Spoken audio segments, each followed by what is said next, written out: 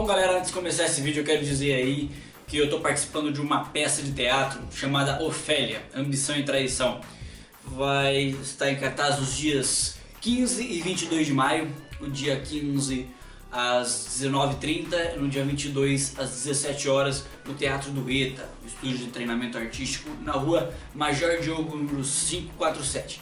Apenas R$20 os ingressos. Quem tiver interessado, por favor, comenta aí no vídeo. A gente vai conversando, eu vendo pra você os ingressos. Na descrição do vídeo tem um link para um teaser da peça. Bem bacaninha, é só meio que uma apresentação dos personagens. Ficou bem legal e a peça também tá muito bacana. Esses dias me mandaram um link de uma entrevista do professor e historiador Vander Pugliese, ele falando sobre o golpe militar de 64 e a ditadura militar, que perdurou por 21 anos, né, de 1964 a 1985. Então eu decidi fazer esse vídeo aqui porque tinha pessoas defendendo aquilo que ele estava falando, achando que ele estava correto no que ele estava falando e defendendo a ditadura militar. Eu não sou contra nem a favor o golpe militar de 64. Só para deixar bem claro, a ideia do golpe era minar, barrar os ideais comunistas no Brasil. Olha, sinceramente, as pessoas que nunca viveram, nunca passaram pela situação, nunca viveram a situação de Cuba, da Rússia, da China, dos países comunistas, não podem falar se o comunismo é de fato bom ou de fato ruim. Para saber, a gente precisava viver isso, tá ok? Então não vem falar com toda clareza que o golpe militar foi uma coisa ótima, porque senão hoje nós viveríamos o comunismo. E quem disse que o comunismo é ruim? Você já viveu o comunismo? Cara, desculpa, né, velho? E o comunismo, segundo Marx, se for seguido à risca as ideias de Marx, ele me parece muito bom, né? Mas aparentemente minha opinião, de que é trocar as 6 por meia dúzia, trocar o capitalismo pelo comunismo, porque ambos têm coisas boas, mas ambos têm suas falhas, ambos têm problemas, onde pessoas saem prejudicadas por causa disso. Para trocar 6 por meia dúzia, continua do jeito que tá, né? Primeira coisa que eu tenho a dizer sobre regime militar. Quando você coloca lá, escreve lá no Google, regime militar no Brasil, aparecem 8 links, correto? Desses 8, apenas um está descrito no link lá como regime militar mesmo. Aí tem um falando do golpe militar e os outros 6 está escrito ditadura militar. Já começa por aí, meu cidadão, minha cidadã, que fala que não foi uma ditadura. Meu, me desculpa, se de 8 links no Google, na primeira página do Google, 6 estão escrito ditadura militar, é porque o regime militar foi uma ditadura. Mas você não acredita só nisso, então a gente vai ver outros fatos mais pra frente. Vamos ler aqui o que diz na Wikipédia. Isso que está escrito no Wikipédia foi escrito provavelmente por um historiador, por um professor. Não é qualquer Zé Mané que chega lá e edita não, velho. São pessoas inteligentes, pessoas que estudaram e que viveram isso. A ditadura militar no Brasil foi um regime instaurado em 1º de abril de 1964 e que durou até 15 de março de 1985, sob o comando de sucessivos governos militares de caráter autoritário e nacionalista. Teve início com o golpe militar que derrubou o governo de João Goulart, o então presidente democraticamente eleito. O regime acabou quando José Sarney assumiu a presidência e que deu início ao período conhecido como Nova República. Apesar das promessas iniciais de uma intervenção breve, a ditadura militar durou 21 anos. Além disso, o regime pôs em prática vários atos institucionais, culminando com o AI-5 de 1968, que vigorou por 10 anos. A Constituição de 1946 foi substituída pela Constituição de 1967 e, ao mesmo tempo, o Congresso Nacional foi dissolvido. Liberdades civis foram suprimidas, ou seja, ocultas, omitidas, anuladas. E foi criado um Código de Processo Penal Militar que permitia que o Exército Brasileiro e a Polícia Militar pudessem prender e encarcerar pessoas consideradas suspeitas, além de possibilitar qualquer revisão judicial. Vamos lá, vamos analisar esta bagaça, o que ele diz aqui. Os governos militares eram caráteres autoritários. Pronto, já caracterizou a ditadura. O Congresso Nacional foi dissolvido. Há quem diga, eu não vivi naquela época, óbvio, eu sou muito novo. Há quem diga, o próprio Vander Pugliese, o historiador que dá a entrevista que me deixou muito revoltado, ele diz que desses 21 anos, o Congresso Nacional ficou fechado por apenas 10 meses. Tá? e que alguns desses meses foi simplesmente para uma reforma. Sinceramente, eu acho que é mentira. Eu não sei, eu não estou acusando ele de estar mentindo sobre isso, mas eu acho que é uma mentira. Até porque aqui no Wikipedia, que são pessoas inteligentes, pessoas que estudaram isso, pessoas que viveram isso, está dizendo, e ninguém contraria isso, ninguém mudou isso, que o Congresso Nacional foi dissolvido. Se ele foi dissolvido, você já entende, né? Ele não ficou só 10 meses fechado, não. E as liberdades civis foram suprimidas. Meu querido, você perdeu a sua liberdade civil, você não pode andar na rua com tranquilidade.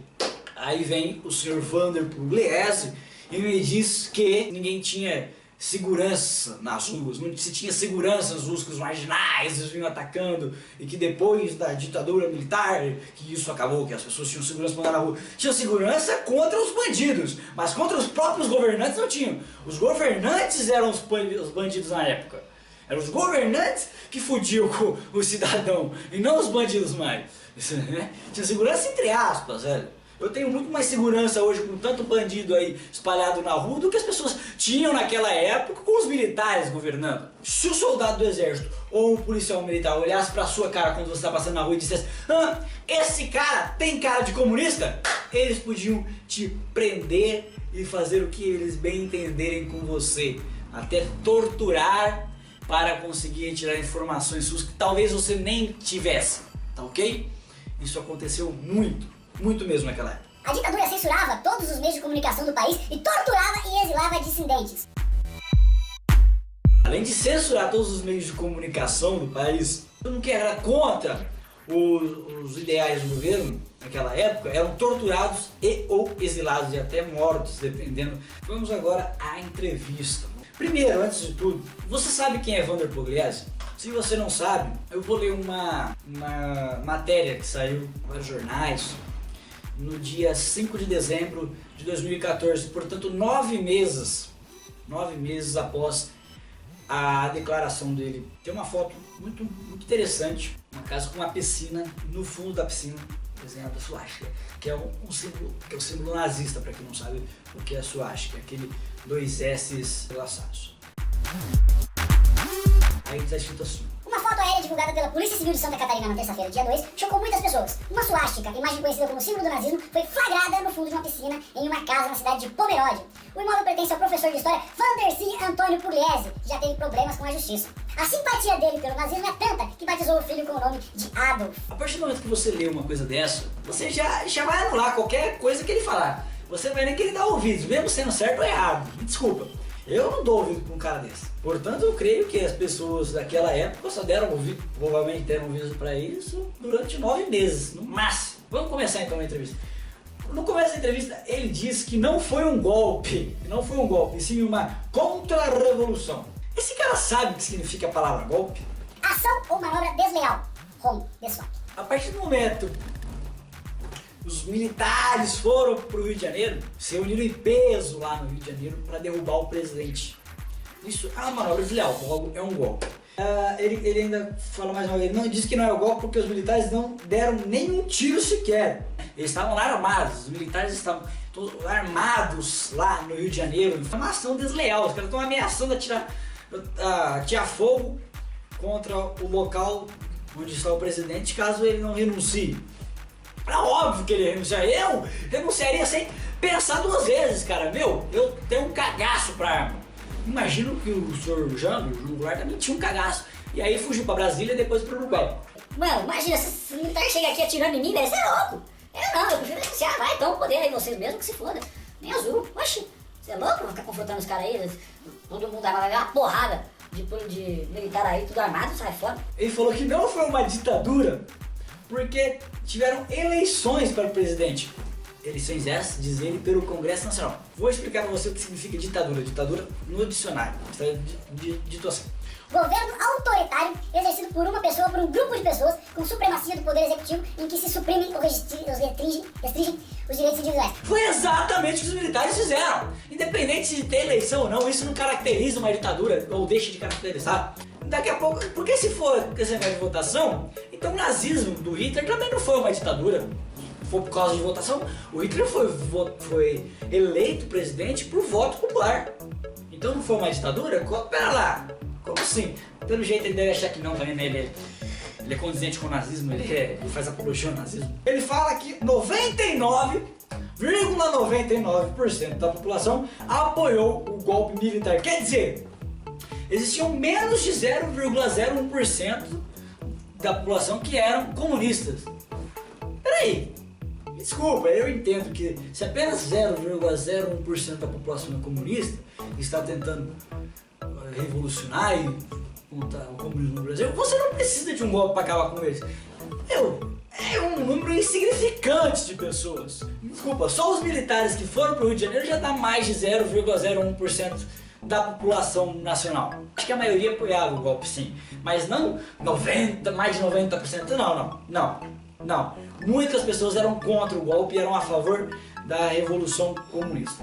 Ele fala que 95% dos que disseram terem sido torturados são mentirosos e que fizeram isso para ganhar a indenização do governo do Fernando Henrique Cardoso.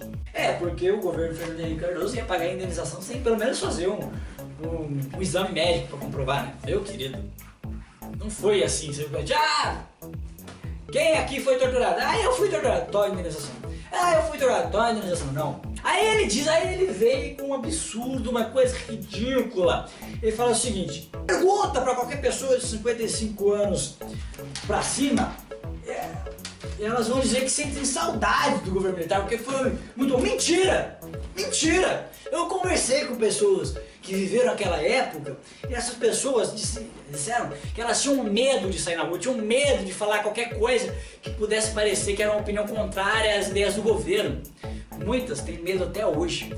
Pra te falar alguma coisa, as pessoas te chamam num canto e falam baixinho, com medo das pessoas repreenderem elas. Não, mas foi uma maravilha e todo mundo que viveu lá gosta, acha muito bacana. Aí tá o link pra vocês ouvirem o que ele falou.